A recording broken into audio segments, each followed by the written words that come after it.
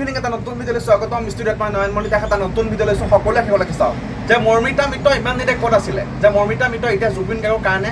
কি কৰি আছে অৰ্থাৎ জুবিন ক্ষেত্ৰত কি কৰিছে মৰ্মিতা মিত্ৰ এইটো গ্ৰহণযোগ্য হয়নে যে 5 মাহে জুবিন গাৰ্গে ন্যায় নাপালে অৰ্থাৎ 5 মাহে জুবিন গাৰ্গৰ কাৰণে এটা শব্দ ক'বলৈ তেখেতৰ সাহস নহ'ল আৰু এতিয়া বহাগলৈ মাত্ৰ এমাহ আছে আৰু এই বহাগৰ আগমনত তেখেত এতিয়া অসমত আহিছে তেখেত বৰ্তমান পশ্চিমবংগৰ ছোৱালী বৰ্তমান বিয়া হৈছে আমাৰ অসমত যিহেতু তেখেত অসমৰ বোৱাৰী কিন্তু মই বিতৰ্কলৈ টানি নিব বিচৰা নাই মই কথাটো এইটোৱে কৈছোঁ যে ইমান দিনে তেখেতে দাদাৰ নাম লৈ টকা ঘটিলে দাদাৰ নামত তেখেতে ব্যৱসায় কৰিলে কিন্তু এতিয়া দাদা নোহোৱা আজি 5 মাহ পাৰ হৈ গ'ল কিন্তু এতিয়া ইমান দিনে মৰ্মিতা মিত্ৰ ক'ত সোমাই আছিল গাঁতত সোমাই আছিলে মৰ্মিতা মিত্ৰ জুবিন গাৰ্গৰ যোনখন চিতা সেই চিতাত তেখেতে এতিয়া কি কৰিছে সেইটো অসমবাসীয়ে ৰাইজে গম পায় যে সোণাপুৰৰ ক্ষেত্ৰত তেখেতে কি কৰি আছে এইবোৰ সকলো তেখেতৰ নাটক সকলোবোৰ এই মৰ্মিতা মিত্ৰ নামৰ মানুহগৰাকী নাটক যিগৰাকীয়ে নিজকে ৰকষ্টাৰ বুলি ভাবে যিগৰাকীয়ে নিজকে ছুপাৰষ্টাৰ বুলি ভাবে যিগৰাকীয়ে জুবিন গাৰ্গৰ নাম লৈ জুবিন গাৰ্গৰ গান গাই টকা ঘটিলে উপাৰ্জন কৰিলে ব্যৱসায় কৰিলে ব্ৰাউঞ্চাৰ লৈ ঘূৰে শকত বাউঞ্চাৰ লৈ ঘূৰে মৰ্মিতা মিত্ৰই কিন্তু মৰ্মিতা মিত্ৰই জুবিন গাৰ্গৰ কাৰণে ন্যায় বিচাৰিছিলে নে যে মৰ্মিতা মিত্ৰই জুবিন গাৰ্গৰ ন্যায়ৰ কাৰণে কি কৰিছিলে অৰ্থাৎ ন্যায় বিচাৰিছিলে মৰ্মিতা মিত্ৰ ইমান দিন ক'ত আছিল টপকে যে ওপৰৰ পৰা টপকি গ'ল ওপৰৰ পৰা ইমান দিন মৰ্মিতা মিত্ৰ ক'ত আছিলে এক ভাবিবলগীয়া বিষয় আৰু গ্ৰহণযোগ্য হয়নে সেই প্ৰাণৰ শিল্পীগৰাকী সোণাপুৰ ক্ষেত্ৰত তেখেতে যিবোৰ কৰি আছে সেইটো সমগ্ৰ অসমবাসী দেখা পাই আছে মই হয়তো বেলেগকৈ ক'ব নালাগে কিন্তু দাদাৰ কাৰণে তেখেতে ন্যায় বিচাৰিছিল নে অৰ্থাৎ ন্যায়ৰ কাৰণে কিবা মন্তব্য প্ৰদান কৰিছিল নে নাই কৰা কিন্তু বহাগলৈ মাত্ৰ এমাহ আছে তেখেত এতিয়া আহি গ'ল যিহেতু বহাগত প্ৰগ্ৰেম কেইটামান বেছিকৈ পাব সেইটো কাৰণে তেখেত আজি সোণাপুৰ ক্ষেত্ৰত অভিনয় কৰিবলৈ নাটক কৰিবলৈ লাগি গ'ল কিন্তু দাদাৰ ন্যায়ৰ কাৰণে তেখেতে কি কৰিছিলে আপুনি নিজক সোধক মই এইটো কথা বিতৰ্কত কোৱা নাই মই কথাটো সঁচা কথা কৈছোঁ যে 19 ছেপ্টেম্বৰত জুবিন গাৰ্গৰ মৃত্যু হৈছিল ছিংগাপুৰস্থিত নৰ্থ ইষ্ট ইণ্ডিয়া ফেষ্টিভেলত যে মৰ্মিতা মিত্ৰ নামৰ সেইগৰাকী শিল্পীয়ে জুবিন গাৰ্গৰ নাম লৈ জুবিন গাৰ্গৰ গান গাই কোটি কোটি টকা ঘটিলে কিন্তু এতিয়া মৰ্মিতা মিত্ৰটো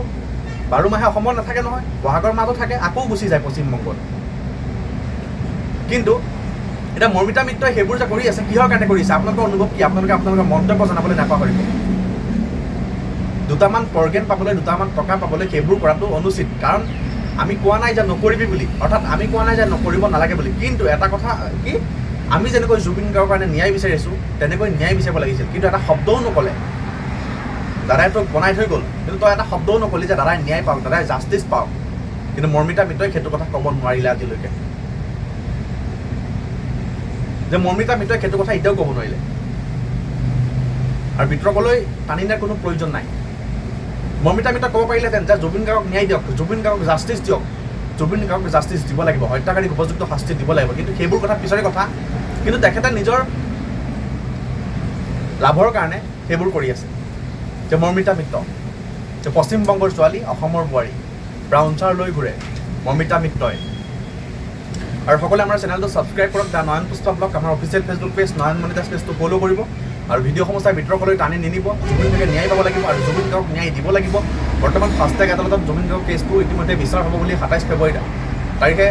নিশ্চিত হৈ গ'ল কিন্তু জুবিন গাৰ্গৰ কেছটো যাতে আগৰ কেছটো যেনেকৈ চলি আছিল সেই কেছটো যেনেকৈ লেহেমীয়া হৈছিল জুবিন গাৰ্গৰ ফাষ্টেগ আদালতত যাতে কেছটো যাতে দেৰি নহয় নিজ ইচ্ছামতে যাতে দেৰি কৰিব নোৱাৰে কোনো মই অনুৰোধ জনালোঁ আৰু বৰ্তমান হত্যাকাৰী উপযুক্ত শাস্তি পাব লাগিব আৰু কোনো কাৰণত কোনো পধ্যেই যাতে মুকলি আকাশৰ তলত যাতে তেখেতসকল আহিব নোৱাৰে অৰ্থাৎ ওলাব নোৱাৰে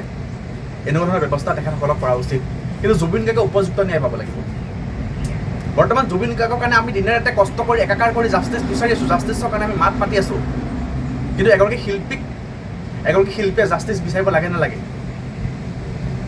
এতিয়া মৰ্মিতা মিত্ৰই ক'ব লাগে নালাগে যে জুবিন দা বুলি কয় দাদা বুলি কয়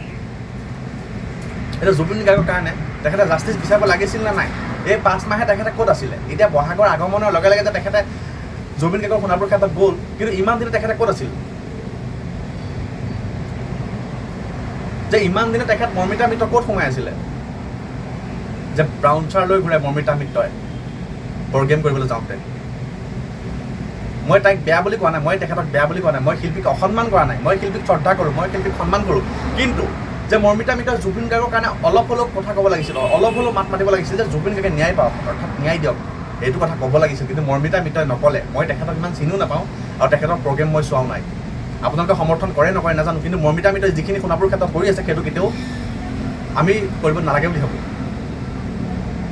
কাৰণ তেখেতে জাষ্টিছ বিচাৰিব লাগিছিল, তেখেতে ন্যায় বিচাৰিব লাগিছিল, তেখেতে ন্যায়ৰ কাৰণে মাত মাতিব লাগিছিল। তেখেত শুই আছিলে, গম পাই এপ্ৰিলত ফাংচন, এপ্ৰিলত বিহু, সেইকাৰণে তেখেতে এতিয়া সোণাপুৰ ক্ষেত্ৰত গৈ দাদাৰ সমাধি ক্ষেত্ৰত সেইবোৰ কৰি আছে। কিন্তু জুবিন গাৰ্গে উপযুক্ত ন্যায় পাব লাগিব, কিন্তু দাদাই উপযুক্ত ন্যায় পাব লাগিব। কিন্তু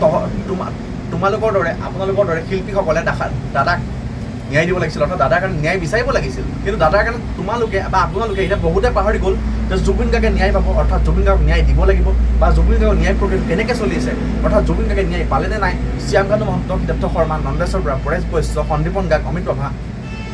তেখেতসকলে উপযুক্ত শাস্তি পালেনে নাই এতিয়া বহুতে পাহৰি গ'ল।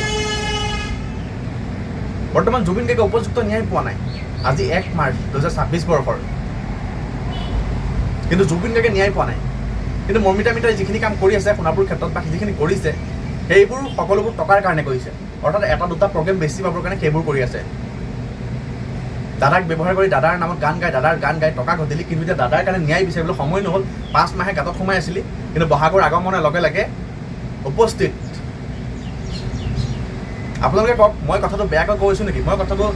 বিৰোধিতা কৰি কৈছোঁ নেকি? কওকচোন। যে মৰ্মিতা মিত্ৰই দাদাৰ কাৰণে ন্যায় বিচাৰিব লাগিছিল, যে মৰ্মিতা মিত্ৰই ক'ব লাগিছিল যে জুবিন গাৰ্গক ন্যায় দিয়ক, অৰ্থাৎ জুবিন গাৰ্গে ন্যায় পাব লাগিব, হত্যাকাৰীক উপযুক্ত শাস্তি দিয়ক। কিন্তু এইটো কথা মৰ্মিতা মিত্ৰই ক'বলৈ এতিয়াও সাহস নহ'ল। তেখেত বহুত ডাঙৰ মানুহ, তেখেত বহুত এডুকেটেড মানুহ হয়, তেখেতৰ বহুত নলেজ আছে। কিন্তু এইটো ক্ষেত্ৰত মই নলেজ থকা বুলিও নকওঁ, নথকা বুলিও নকওঁ, কিন্তু মই এইটো ক্ষেত্ৰত মই খুব বুজাইছোঁ, কিহৰ কাৰণে দুখ লাগিছে।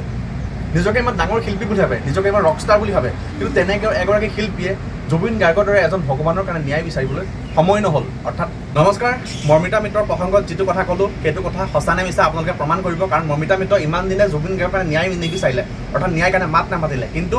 কালি অৰ্থাৎ 28 ফেব্ৰুৱাৰী তাৰিখে সোণাপুৰ ক্ষেত্ৰত মৰ্মিতা মিত্ৰই কি কৰিছে অৰ্থাৎ কি কৰা নাই সেইটো সমগ্ৰ অসমবাসী গম পায়। বিতৰ্ক নকৰিব, চেনেলটো ছাবস্ক্ৰাইব কৰক, সকলোৱে লিখিব justice for Zubeen Garg, justice for Zubeen Garg. দাদাই ন্যায় পাব লাগিব, দাদাৰ আত্মাৰ চিৰ শান্তি কামনা কৰিলোঁ। আজিলৈ ভিডিঅ' মানে টাটা, বাই বাই, জয় অসম।